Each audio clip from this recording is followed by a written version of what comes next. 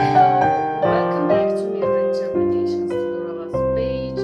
Welcome back to my YouTube channel. It's me, Joanna, the interpreter that can travel to your business.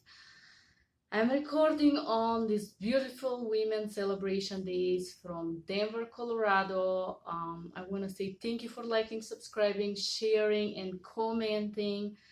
Thank you for asking for videos. Thank you for supporting me and liking me, guys. Thank you for watching. Thank you for being here.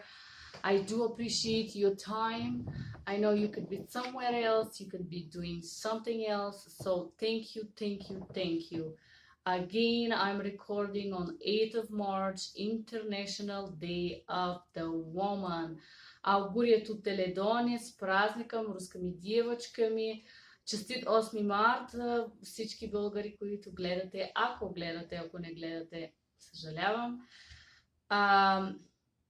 Today I'm going to record a video for abbreviation, my video, next sequence of videos regarding how to abbreviate and what kind of symbols we can use, abbreviating symbols that we already know, and we can implement those in our interpreting job. I will create a series of video called Internet Abbreviation Texting Symbols that we can use on our interpreter job. It's easy to implement those because we already know them, we already use them, or most of the youngest population use them. And if we are not that young, we can adapt them in order to do our job better. So as we start or finish every conversation, this is with gratitude. The first abbreviation that I took is how to say thank you, or how to abbreviate thank you. And this is TY, or sometimes I write TH. Every time that I have to leave a message or I give forward and back information, the provider will say thank you. Thank you for providing that information for me, and so and so. So it's very important to find abbreviation for thank you on your target language as well, because this is a word that you guys gonna use a lot. Number 2, probably everybody knows this type of abbreviation. I know you guys gonna laugh. This is funny. ZZ, which means sleeping, or I am sleepy, and so on. You're gonna use this abbreviation quite a lot, quite often, like at the evening when you do instruction, when you ask patient questioner if they feel sleepy, fuzzy, dizzy, and so. You're gonna use that. That's very easy and very fast for you. Very often, something else that you're gonna use as an interpreter, guys, you have to have excellent problem solving, I would say inner qualities, because you do work to problem solve for the provider and for the lab. So this abbreviation is something that quite often you're gonna hear that expression. I would tell you in every call, basically. So you gotta know how to abbreviate that. NP for no problem. Okay? Or what's the problem? I put interrogative P or PRB, and I know it's a problem. The next one, okay, I just put the classic internet abbreviation, but this could be elaborated in the base of the conversation. HTH, this is how this helps, or hope this helps. Very often, how can I help you? Is that helps?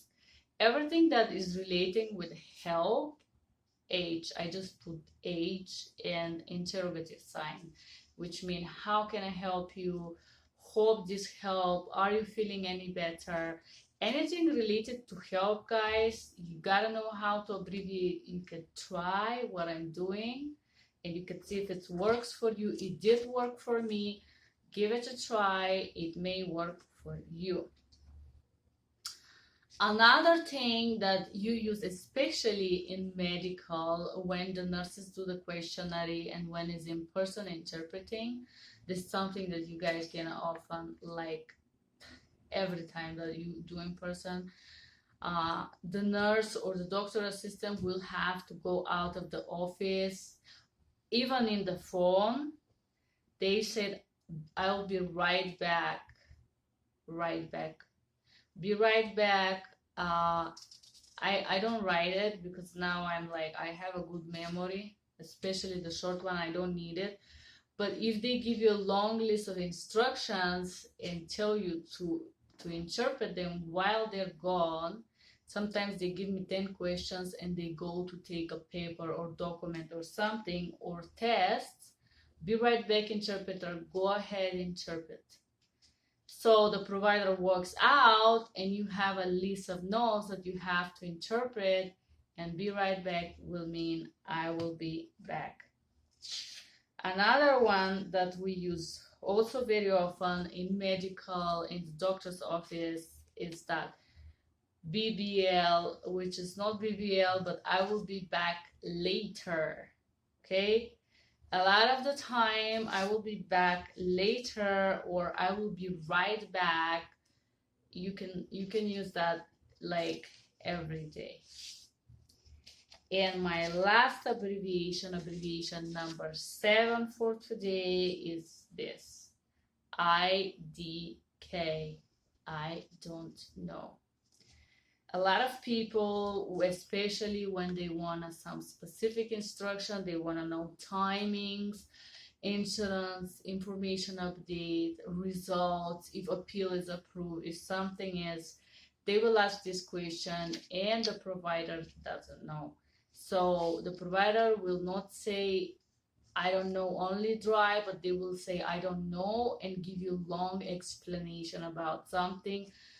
So I think it's important to know how to abbreviate that. That was my video about internet abbreviation. Thank you for being here. Thank you for watching, liking, subscribing.